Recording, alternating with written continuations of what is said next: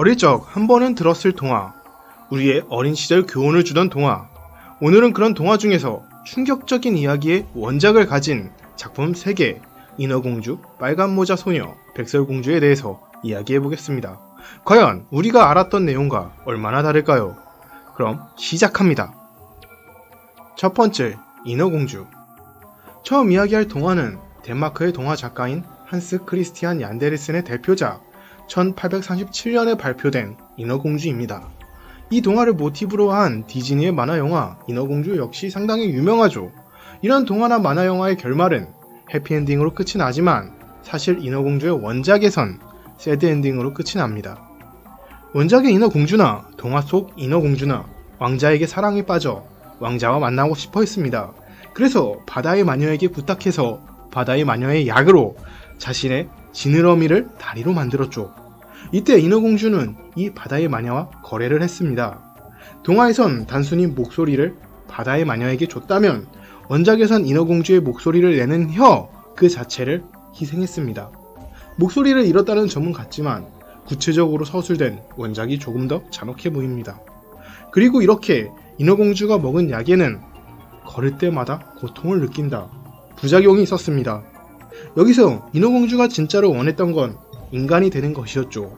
인어공주가 인간이 되기 위해서 마녀가 건 조건은 동화에선 왕자와 진실된 키스를 해야 된다 라는 로맨틱한 조건이었습니다. 하지만 원작에서는 왕자를 나이프로 찔러 죽여야 한다 라는 살벌한 조건이었습니다. 이에 원작의 인어공주는 걸을 때마다 느껴지는 고통 때문에 왕자를 죽이고 편해지냐 아니면 왕자를 사랑하는 마음을 지켜야 하는가 갈등을 하게 됩니다. 과연 인어공주는 어떤 선택을 했을까요? 잔혹동화니까 고통에서 해방되기 위해서 인어공주가 왕자를 죽이지 않았을까? 인어공주는 왕자를 너무나 사랑한 나머지 왕자를 죽이지 못하고 결국 자기가 거품이 되어 사라졌습니다. 너무나도 비극적인 내용이었습니다. 인어공주의 사랑이 정말 대단한 것 같아. 비록 새드 엔딩이지만 인어공주가 왕자를 죽인 것이 아니라 자기의 사랑을 끝까지 지켰다는 점에서 정말 멋진 이야기인 것 같습니다. 여담이지만 이런 인어에 대한 전설은 세계 각국에서 발견되었습니다.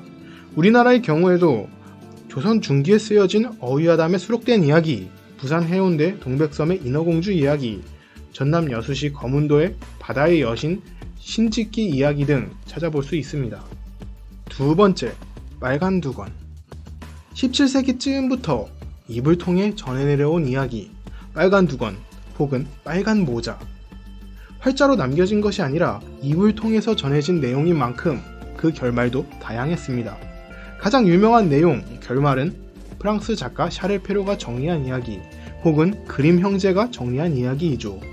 늑대는 할머니와 빨간 두건 소녀를 통째로 잡아먹어버립니다. 그리고 늑대는 배불러서 잠들어 버리죠. 이렇게 자는 늑대를 지나가던 사냥꾼이 보고 늑대의 배를 갈라 할머니와 소녀를 모두 구한다는 해피엔딩으로 끝나는 내용이 가장 일반적일 겁니다. 하지만 이렇게 수정되기 전에는 더 잔혹한 결말의 이야기가 있었습니다. 늑대는 할머니의 목을 찢었고 할머니는 목이 찢겨서 비명도 못 지르고 죽어버렸다.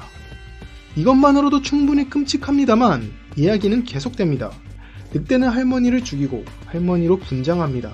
그리고 늑대는 죽은 할머니의 살과 피로 음식을 만들고선 할머니의 문병을 온 빨간 두건 소녀에게 그 음식을 먹입니다.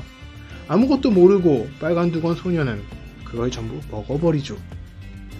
이게 동화야? 너무 심하잖아. 빨간 두건은 원래 유럽 각지에서 입에서 입으로 전해지던 이야기였습니다. 그래서 빨간 두건을 습격한 것은 늑대가 아니라 늑대 인간이란 이야기도 있죠. 결말도 다양한데 소녀가 사냥꾼에게 구해지는 것이 아니라 스스로 지혜를 짜내서 도망간다는 결말이 있는가 하면 그대로 늑대에게 잡아먹히는 결말 역시 있습니다. 그래도 대부분의 이야기에서 바뀌지 않는 점도 있습니다. 바로 늑대와 빨간 두건이 처음 만났을 때 늑대는 빨간 두건에게 상당히 정중하고 친절한 모습으로 다가간다는 점.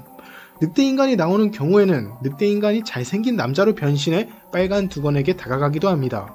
이렇게 정중하고 친절한 늑대의 모습에 빨간 두건은 아무 의심 없이 자신의 일정을 상대방에게 이야기해줍니다. 그래서 샤를 페로는 이 빨간 두건이 길에서 만나는 사람은 아무리 정중한 사람이라도 주의해야 된다 라는 교훈을 젊은 여성들에게 주고 있다고 말했습니다. 원작이 충격적인 만큼 교훈에 대한 전달은 더 잘 되는 것 같습니다. 뭐 어린이용은 아니지만 말이야. 세 번째, 백설공주. 언어학자이자 동화작가였던 그림 형제의 동화로 세계적으로 유명한 동화 백설공주. 독사과를 먹고 쓰러진 공주에게 왕자가 다가가 키스를 해서 공주를 살려 둘이 행복하게 살았다는 내용의 로맨틱한 동화이죠. 키스로 힐이 가능하다? 만약 제가 이 세계에 간다면 치트로 이 능력을... 뭐야 십덕. 아무튼 동화나 원작에서나 똑같이 백설공주의 아름다움을 질투한 여왕이 백설공주를 살해할 계획을 세웁니다. 이런 계획을 피해 어찌어찌 숲속에 도망친 백설공주. 여왕은 백설공주가 죽었다고 생각했지만 살아있다는 것을 확인하게 되자 노파로 변장하여 백설공주에게 찾아가 독사과를 먹여 죽입니다. 동화에선 여기서 왕자가 짜잔 하고 등장해 백설공주에게 키스를 해서 구해줍니다만 원작에서의 왕자는 그 지역 전담 미친놈은 나라고 주장합니다. 왕자는 죽은 백설공주를 보고 반해서 그 시체를 가지고 싶어 합니다. 그리고 그걸 이뤄내 백설공주의 시체를 얻어 돌아갑니다. 이 과정에서 백설공주는 다시 살아나죠. 원작에서도 왕자가 백설공주에게 키스한 거야? 아니요. 왕자는 백설공주의 시체를 마차에 넣고 옮겼습니다. 이때 마차가 흔들리는 바람에 백설공주가 스스로 먹었던 독사과를 토해 스스로 살아났습니다. 뭐야, 키스보단 현실적이네.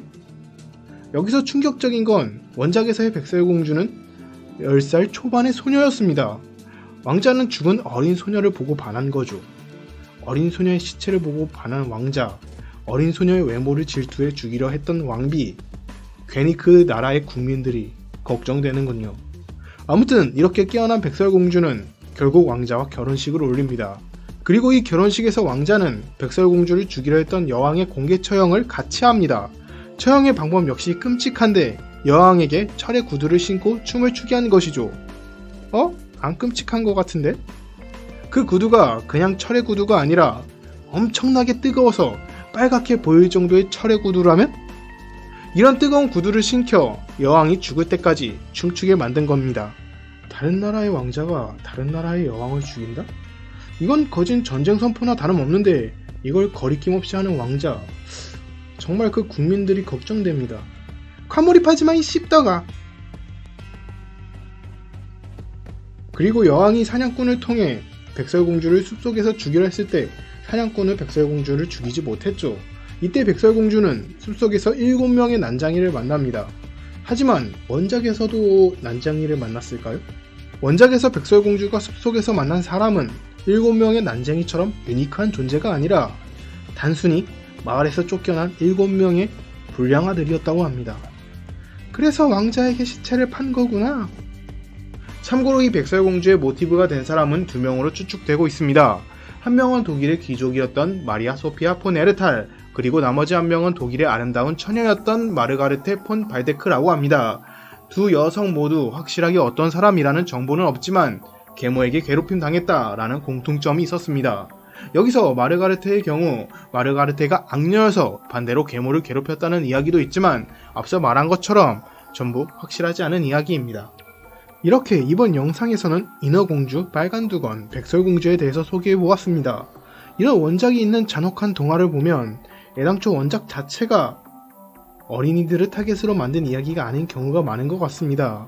저 개인적으로는 동화든 원작이든 유명한 이야기인 만큼 그 재미는 확실했던 것 같습니다.